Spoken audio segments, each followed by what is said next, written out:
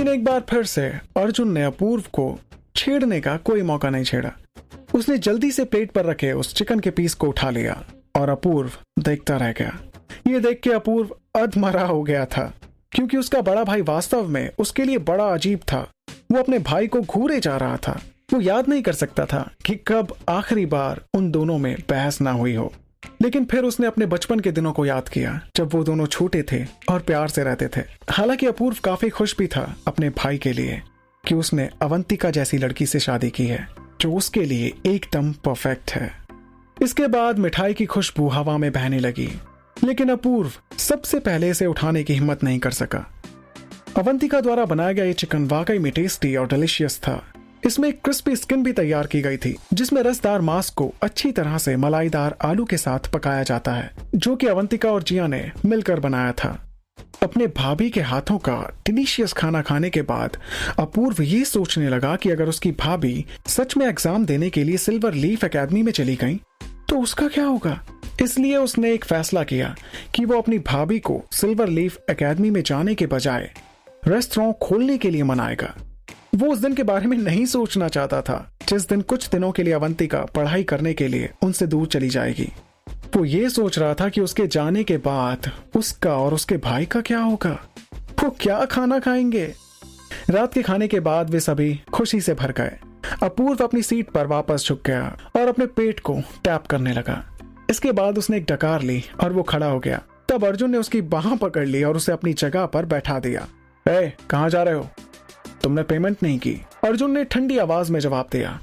अपूर्व ने तभी बाजी मारी और अपने भाई को याद दिलाया कि उसके भाई ने उसे कहा था कि उसे पैसे देने की कोई जरूरत नहीं है, लेकिन उसे काम करने में अवंतिका की मदद करनी पड़ेगी। तो आखिर अब इस समय वो किस पेमेंट की बात कर रहा था? अपूर्व, जैसा कि तुम्हें सब कुछ याद है तो अवंतिका की थोड़ी हेल्प करो और किचन में जाकर गंदे बर्तनों को धो दो। व्हाट? भाई, आप मुझसे बर्तन धुलवाने के लिए कह रहे हैं? भाई, आप मुझसे बर्तन धोने के लिए कह रहे हैं? आई थिंक आपको कुछ गलत फहमी हो गई है।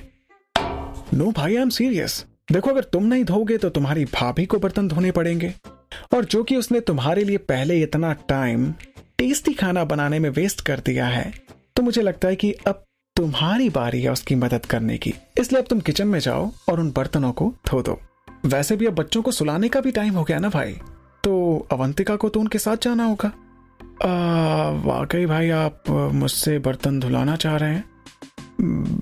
मैं धो देता भाई, पर मेरी भाभी बुरा मान जाएंगी कि उनके रहते हुए मैं बर्तन धोऊं। नो अपूर्व, तुम्हारी भाभी को बिल्कुल बुरा नहीं लगेगा, बल्कि उसे अच्छा लगेगा कि उसका इतना प्यारा सा देवर है जो उसकी हेल्प कर रहा है। कुछ समझे? अब ड्रामा करना बंद करो और चुपचाप जाकर बर्तन धोना शुरू करो। इसके बाद अपूर्व ने मुंह लटकाकर सिंक में रखे गंदे बर्तनों को देखा। उन्हें देखते ही वो घबरा गया।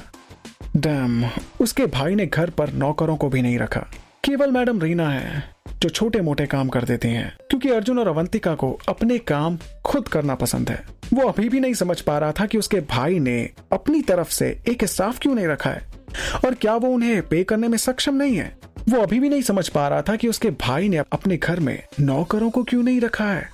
क्या उसके पास उन्हें पे करने के लिए पैसे नहीं है?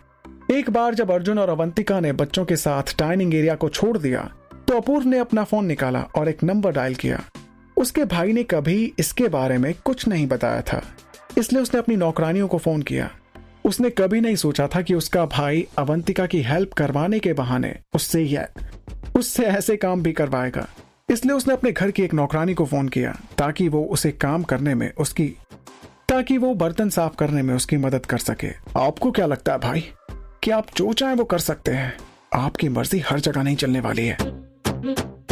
आपको पता होना चाहिए कि मैं भी अग्रवाल परिवार का दूसरा नवाबजादा हूं, और मैं कभी आपके सामने सरेंडर नहीं करूंगा। 1 घंटे बाद अवंतिका बेडरूम में वापस आ गई और उसने देखा कि उसका पति अभी भी अपनी डेस्क पर अपने लैपटॉप पर कुछ डॉक्यूमेंट्स टाइप कर रहा है। उसको रूम में देखकर वो समझ गई कि अर्जुन का काम अभी भी पूरा नहीं हुआ है और उसे थोड़ा समय लग सकता है।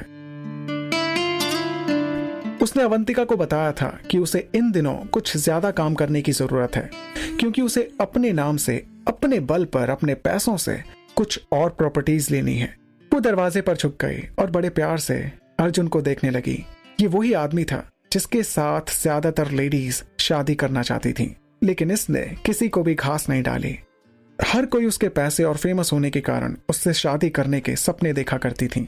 वो साफ तरह से हर तरह के लोगों में पॉपुलर था और उसके पास प्रशंसकों की कमी भी नहीं थी।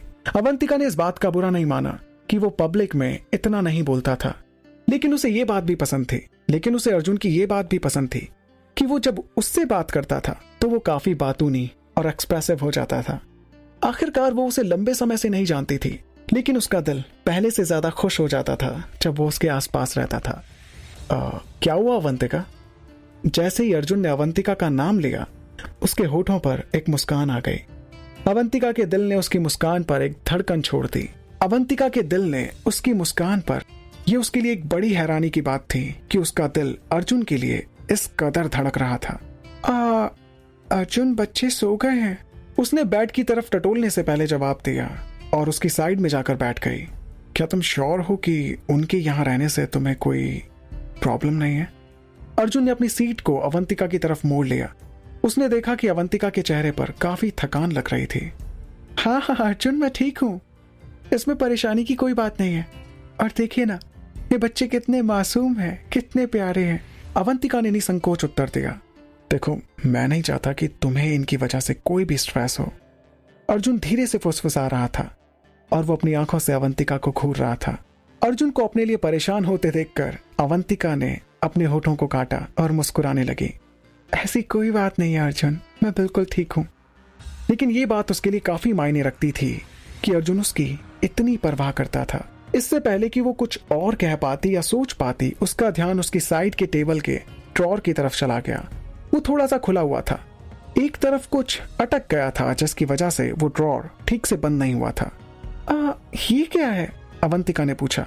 उस चीज को अपनी तरफ खींचते हुए अवंतिका ने बुक के कवर की तरफ देखा और उसका चेहरा शर्म से लाल हो गया।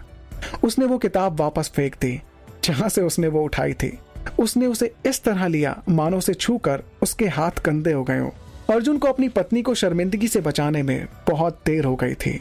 वो पहले से ही देख चुकी थी कि उसके पापा ने उन्हें शादी के लिए क्या गिफ्ट दिया था। उन्हें सच में इसकी जरूरत नहीं थी, क्योंकि ये सब वो पहले से कर चुके थे। डार्लिंग, मुझे लगता है कि मेरे पापा पोते का इंतजार नहीं कर पा रहे हैं।